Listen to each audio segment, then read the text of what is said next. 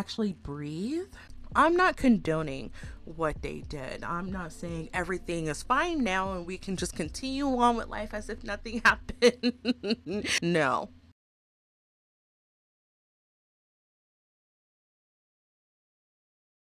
Gosh. So I woke up with swollen tonsils today and this video almost didn't get made. But I'm feeling a little bit better. I took some medicine, been taking some warmth. I'm such a child. I'm feeling better.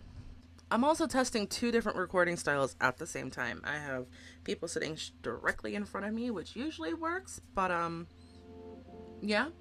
And I have an upper level. So we'll be taking the footage of whichever is best as I learn what format it is I want to lean into for this channel.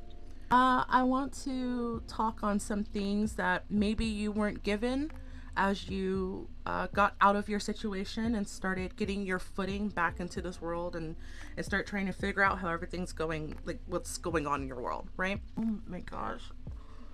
I can do this. There was a comment posted on my TikTok that we were having a conversation over there about sometimes you just don't know what direction to go in. That was a fun little chat. I highly recommend that you go over there and peek in on what was being said over there.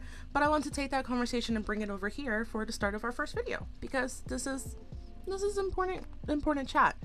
So you just got out of your situation and it's just very overwhelming and it's extremely hard and you don't know what direction you need to go in, what direction you should go in. You're just frazzled, okay? Understandable? I've been there. That being said, may I suggest, just a small suggestion, that you park it for the time being. Just sit, just breathe, just allow yourself to realize what you had just gone through, especially if it was years and years and years of repetitive abuses. You through 3 key factors that will help you focus on how to begin doing those steps. The first key factor is understand and allow yourself time to realize that you are now safe, or at least safer than what you were, depending on where you are in this journey of yours, and that you need time to start restabilizing yourself. A lot of people think that if they use the mentality of like when you break up with your ex, if I sleep with somebody else and get up underneath somebody else, I'm gonna forget about them, and I can start moving on and processing in that way. Does not work here. Do not apply that logic here. Take your time. For some people, it'll just be a couple of days and the stagnation just isn't their thing. They're able to get up and keep moving because that's what they're used to. For others, it takes a couple of weeks, it takes a couple of months, it takes up to a year, it takes years because of the type of trauma and the type of abuse that they endured. And a lot of the times those traumas and those abuses didn't just happen overnight. They take time because they have to ingrain and break you down and get you into a routine of thinking that that's normal.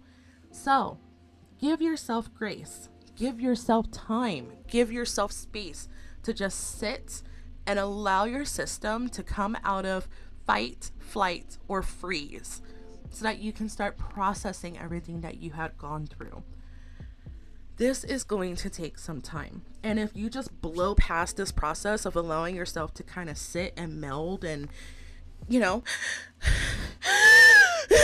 actually breathe, you could be forcing yourself into a situation that probably isn't going to end well. You're probably going to end up overburdening yourself or just kind of dig yourself further into the hole simply because you haven't had time to process and you're trying to cover up the damages with keeping yourself busy and keeping yourself occupied and this, that, and the other without actually processing what it is you had gone through. And you could be potentially driving yourself further towards a cliff that might not be in your best favor.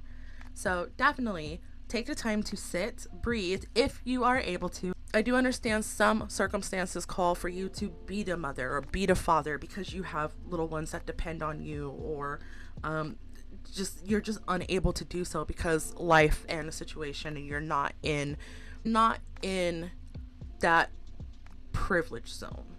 I got lucky. I was able to fall into a privilege zone, even with the lack of resources that was promised but not offered to me. So I was able to sit and really work with my therapist to untangle what it was I was going through. Even if you are not privileged enough to do that, please try to find time to set aside for yourself so that you can breathe and start doing that. It will take a longer process, but you need time to sit with yourself so that you are able to start decompressing and processing what it is that you went through. If you're able to do this, and as you do this, and the more you do this, the more your body itself will start to align with the mind and what's going on around you, and you will be able to start going from a nervous, complete wreck on eggshells to finally able to breathe and sleep at night with a little bit of peace. You will start knowing that you're safe.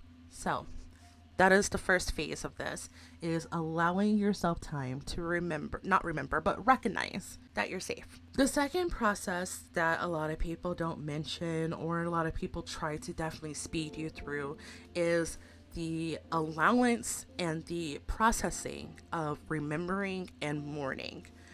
When I was able to fully process everything that I had gone through, I found compassion and I found grace in what it is that my situation had put me through. I'm not condoning what they did. I'm not saying everything is fine now and we can just continue on with life as if nothing happened. No. But what I learned in allowing myself to remember and mourn was the human aspect of that monster that I was dealing with. And I was able to look back on fond memories that did make me smile. I was able to discover how I did fall in love with that person, whether it was, deliberately manipulative or a situation that just overtook us later on in our life. I was able to sit and digest and process everything that I had gone through, and start looking at the pivotal turns and points during that time of my life where things started to turn and where things started to get uncomfortable and where friction started to happen. These are all things that are very important to your healing growth, to your journey of getting back to your life. To be able to look back and mourn everything that you had gone through, to mourn that your life has now completely ended the way that you knew it, and everything has been upended, and now you have to start completely all over. Like, how did I get here? And it's very, very hard, because then you start kind of backtracking, like, oh, well, yeah, that was happening, but at least I had, a bed or a roof over my head. You start trying to rationalize the hellscape that you were in. And one way to help you start overcoming that is to mourn it. There is no timeline to healing, and healing is not linear. Allow yourself to remember the good times. Allow yourself to remember those moments of peace, those moments of quiet and calmness. That moment where, for even a split second, they were human and there was compassion there. Again, this is in no way condoning what it is you had gone through. I want to make it very clear that this is very subjective to the type of traumas you've gone through, because there are different levels of traumas, but you do have to acknowledge it, and you do have to give it its farewell. Say goodbye to it. And last but definitely not least, it's going to be the ability to reconnect and reintegrate yourself back into a society who majority claim to care, but it's more of like a virtue signal of them saying that they care, but they just don't have the capacity to actually care. And I'm not saying that as in like a negative, as in like nobody cares about you and this is just gonna be terrible. I'm not saying that at all. What I'm saying is that we're all living our own individual lives. We're going to have people who are truly walking the path with us, holding our hands, picking us up when we fall, and making sure that we're okay. And then you have those who just know your story and have sympathy or empathize with you and send you love, well wishes, but they have their own life and they have their own things that they're going through. They don't have the capacity to be there for you 24/7. That is very, very tricky when you've come out of a situation that you've come out of and you're looking around and the world is still spinning. That's just the unfortunate reality and truth of things. But that does not mean that you are deliberately locked out or forgotten. And learning how to distinguish those who are actually there for us and those who sent us well wishes but are unable to fully take us on or be there for us. And then there are those who are just riding the coattail of trauma bonding and victim mentality. Learning how to decipher through all of those things and get yourself back to reconnecting with people who genuinely care and love you, and reintegrating yourself back into society without having fear or these misconceptions and beliefs that were ingrained and placed on you because of everything that you had gone through. That is definitely a phase that a lot of people tend to miss and overstep and not talk about, and that is something else that we will be talking about and adding to this as well. This is just the start of what it is that I have to share, that I have to offer, that I would like to teach everybody that stumbles across this channel and find some value in what it is that I'm saying through my experiences, as well as through my coachings and counseling sessions and studies, because this is what I am studying so that I can pay it forward. Instead of allowing my traumas to define me, I am defining my traumas and building out these blueprints that other people could possibly use.